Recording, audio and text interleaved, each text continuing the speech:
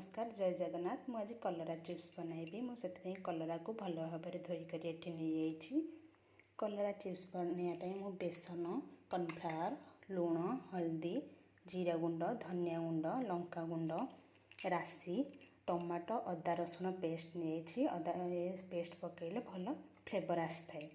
आम प्रथम कलरा रे लुण हलदी पकई नवा। यापर आम बेसन कॉर्नफ्लावर को पकई नवा।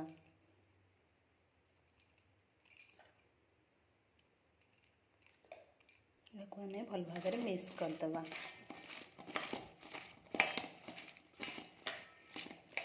मिक्स होगा यापर आम जीरा गुंड लंका गुंड धनिया गुंड को पकई नवा।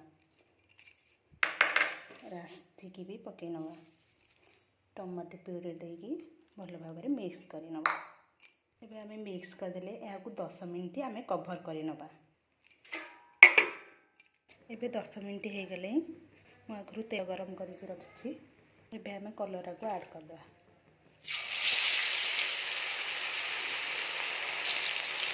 देखो कलरा पकड़े कलरा को आम लाइट ब्राउन है जाके भाजी नवा।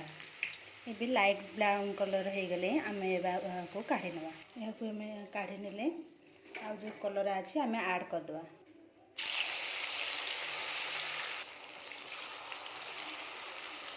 चिप्स ए ब्राउन कलर हो गले यहाँ प्लेट को काढ़ी नवा। एबे प्रस्तुत हो गला हमरा कलरा चिप्स। मो रेसिपी गुड़िक जदि आपन को भल लगुए लाइक कमेंट एंड सांग मान सहित शेयर करंतु। मो चैनल को जदि सब्सक्राइब करना करनियंतु। पाखरे थिबे बेल आइकन को बजाई दिंतु। रहुछि नमस्कार।